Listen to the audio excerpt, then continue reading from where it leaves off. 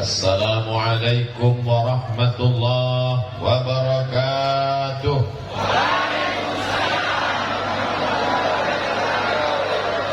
Apa kabar semua jamaah Masohi, sehat?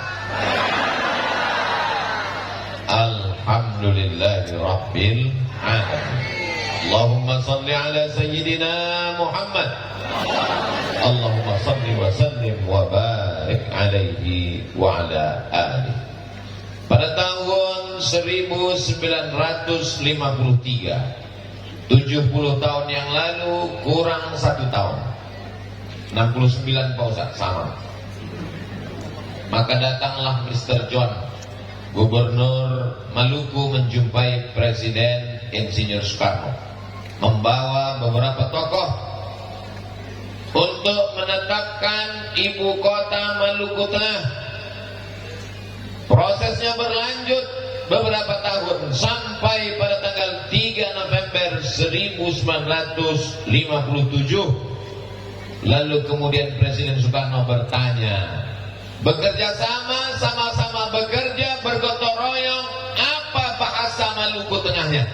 Lalu tokoh-tokoh itu mengatakan, bekerja sama-sama bekerja, bergotong royong, bahasa Maluku Tengahnya adalah Masohi.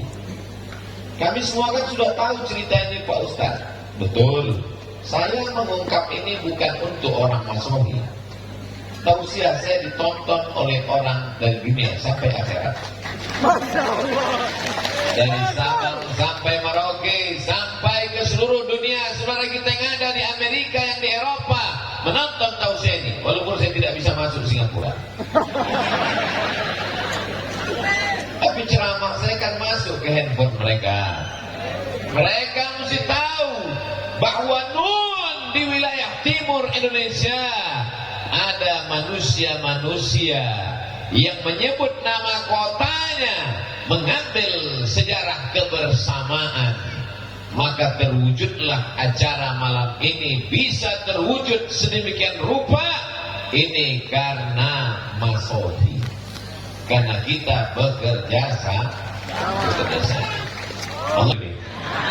Apakah Nabi Muhammad SAW ada mengajarkan Masohi?